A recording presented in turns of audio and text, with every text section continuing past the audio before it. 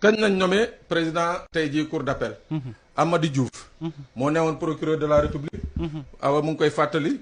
wala yow mooy sunu 30 rebelles yooyu mu réeroon ba tey jii. gisaguñ leen. waa jooju la force spéciale waa jooju la woon.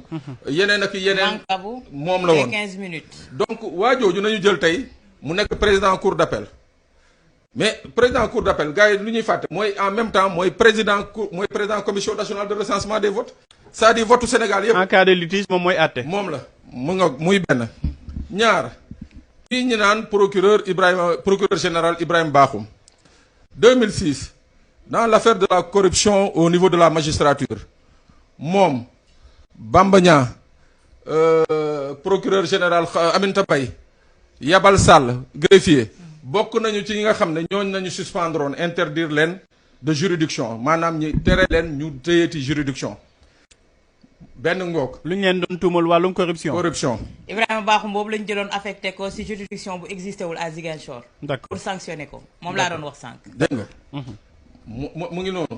mu des kenn mu des le nouveau procureur de la République qui remplacé Amady Diouf. ñu naan ko Abdoul Karim Diop. mais fàttewuñu fii dara sunu international de football bi Tony Silva bi muy divorcé fii ak jabar ji ba ñàkk alalam. nekk ci procédure de divorce magistrat boobu moo mujjee moo tas sëy bi takk jabar ji.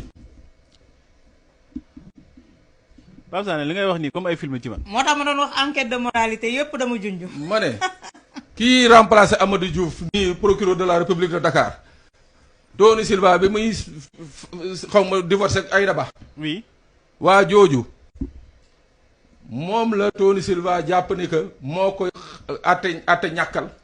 ba mu ñàkk alalam ñàkk jabaram te mu ëlbatu ko takk Aïda Ba ca période boobu jabaram ci boppam Ngoma Seck moom procureur boobu tey Ngoma Seck tuumal ko fii ay tuumal yu tooy xet daal di ne mu ngi ko délaissé abandonné ko moom ak doomam bu am juróom benn weer dem takk ji Aïda Ba ki nga xam ne moo doon sëy ak Tony Silva donc pour dire voilà le profil des gens que le président de la République a nommé à des postes de responsabilité hypersensibles.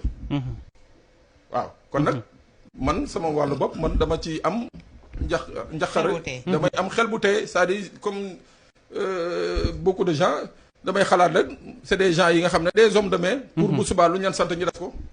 voilà Georges Nessa question bi ma posé woon Pape Sané yaakaar